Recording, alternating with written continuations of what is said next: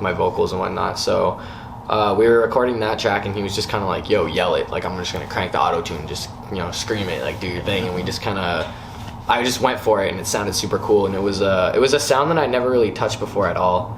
And ever since that point, I felt like a lot more confident with recording my music. And, when I hop in the booth, I just feel like I don't think as much about what I need to do with my voice. It's just like more natural to me now. So that's why it was like a big song for me in terms of creating the song. But in terms of the numbers it did and whatnot, that was because I chose to like push it, as hard as I could and put a lot of promotion behind it, and that because it was something meaningful to me, and I felt like, it had potential to do well. So I was 100K and 10K were my actual goals, and I was able to reach them. So I was happy about that. That was sweet. Yeah.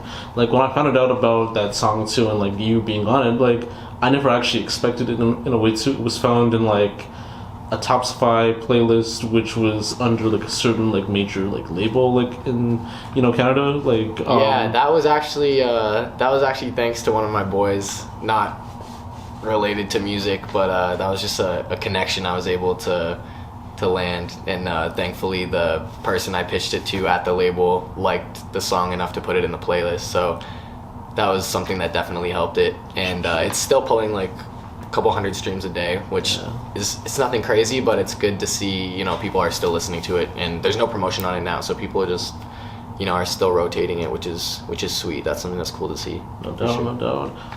Have any like labels like reached out to you like out of that song, or no? I haven't had any labels reach out to me yet. Oh, true. Just chilling. I've talked to some labels, and I've talked to some managers and team members of certain places, but I haven't been offered any contracts or anything like that. Put it that way.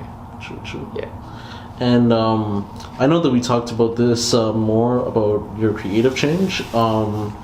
Since it's more like trap infused and more like melodic instead of the whole like lyrical rap, what made you decide on wanting to do that whole like creative change? And do you felt like it appealed more to like new fan bases or to current fan bases and such?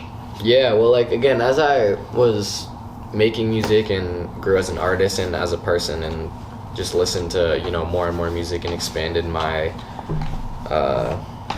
just expanded what I'm listening to, I guess, it opened my eyes to the fact that a lot of people are listening to a lot of different things. 1, 2, again, like the boom-bap old school stuff isn't necessarily what's popping nowadays and what the young people are listening to and liking, and the kids in high school, and that that's the new trap stuff, the melodic stuff, that's what they're getting down to. So that's really where you want to focus your target, I think anyways. That's where your target audience should be, is like the people that are younger, because they're going to be listening to you the most. But yeah, I also I definitely have gained more of a love for trap music and new styles of music and stuff.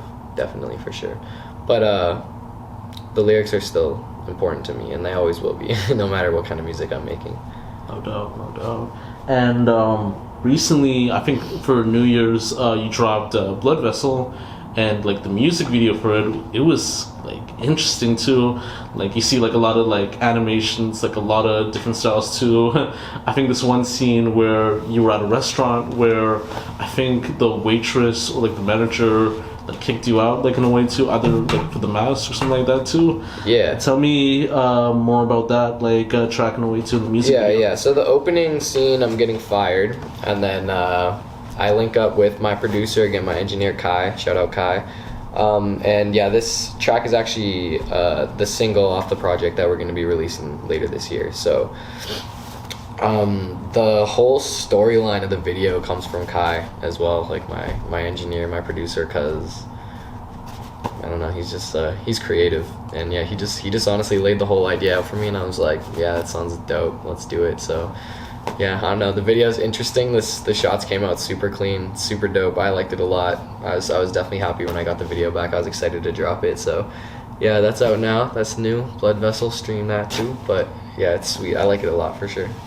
No doubt. And tell me more about the project this year too.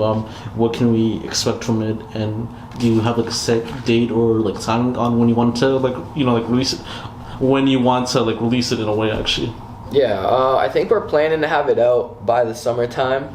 So, yeah, I don't have a specific date yet, or I can't say a specific date yet, but I think it should be out by the summertime so people can turn up to it and, you know, have fun, and hopefully, you know, the world gets a little bit better and all the stuff we're dealing with, you know, sorts itself out, it figures itself out a little bit, and we can maybe get out and play some shows or whatever. But it's definitely it's loud music. You want it turned up all the way. Put it that way. No doubt, no doubt. Yeah.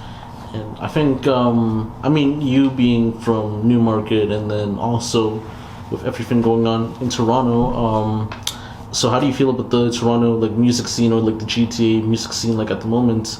Do you feel that there should be some changes on the direction of where it should be at, or you think it's fine just the way it is?